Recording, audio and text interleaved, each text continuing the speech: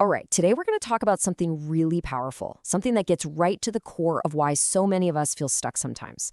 We're going to break down how you can actually train your brain to want to do hard things. So let me just start by asking you this.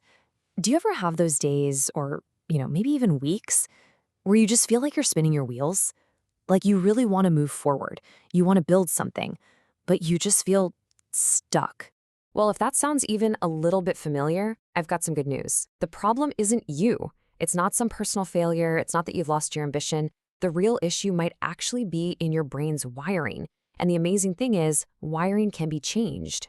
Okay, so what is actually happening inside our heads? Let's get into the mechanics. Turns out a huge reason we feel so stuck is because our brains have, well, they've been trained to just constantly chase excitement. And believe me, training is exactly the right word. I mean, think about it. With the constant pings, notifications, and that endless scroll, we've pretty much conditioned our brains to expect a huge jolt of stimulation just to get moving. So without that easy hit of excitement, our brain just, well, it decides to stay on the couch. So what's pulling the strings behind the scenes here? It all comes down to this really fascinating idea, the impatience disguise. And right at the heart of it is one single incredibly powerful brain chemical, dopamine.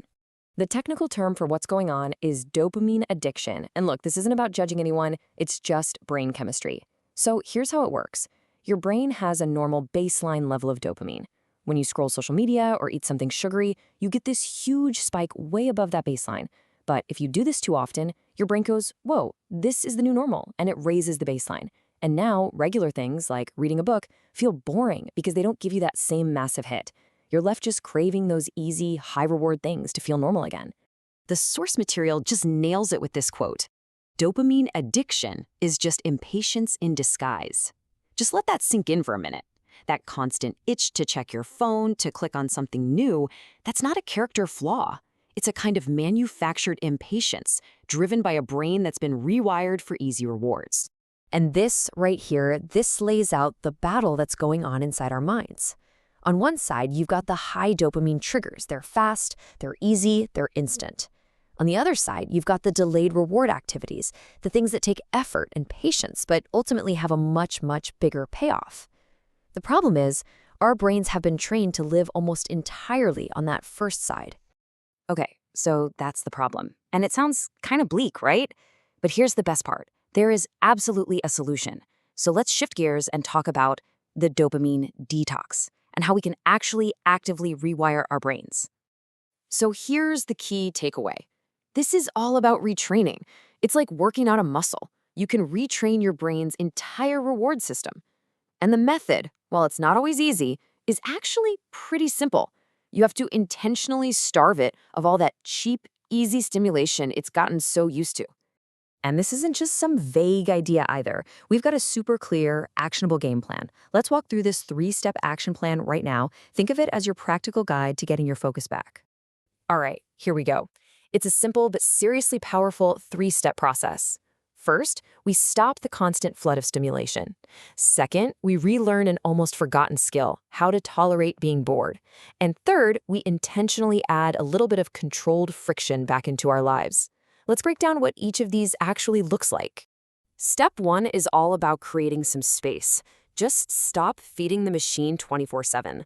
This can be as simple as putting your phone in another room when you're trying to work. It means turning off the TV or the music you just have on for background noise. Just give your mind a chance to be quiet for a minute. Now, step 2, this is where the magic really starts to happen. You have to relearn how to be bored. Boredom isn't the enemy, it's actually where focus and creativity are born. So I've got a mini challenge for you. The next time you go for a walk, even if it's just for 10 minutes, leave your headphones at home. No music, no podcast. Just walk. Let your own thoughts be the soundtrack. Just see what happens. And finally, step 3. This is where we get a little counterintuitive. We're going to add some controlled, intentional friction back into our day. See, friction is what builds strength.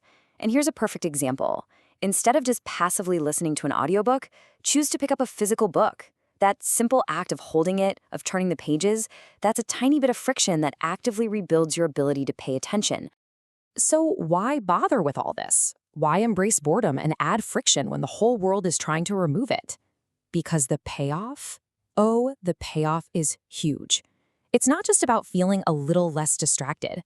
It all leads to the ultimate prize, rebuilding your ability to focus. And in the world we live in today, that is the ultimate reward. This is it. This is the whole ballgame. Because when you do these things, your dopamine baseline actually starts to come back down to normal. Regular life starts to feel interesting again. Every single time you choose the book over the scroll or take that quiet walk, you are casting a vote for a future version of you who can think deeply, who can create, who can actually be present. Each small act of delaying that reward rebuilds your ability to truly focus. And in this century, that is a genuine superpower. It's a simple idea, but it's an incredibly powerful way to reclaim that superpower. So really, the only question left is the one you have to ask yourself. Are you ready to start retraining your patience?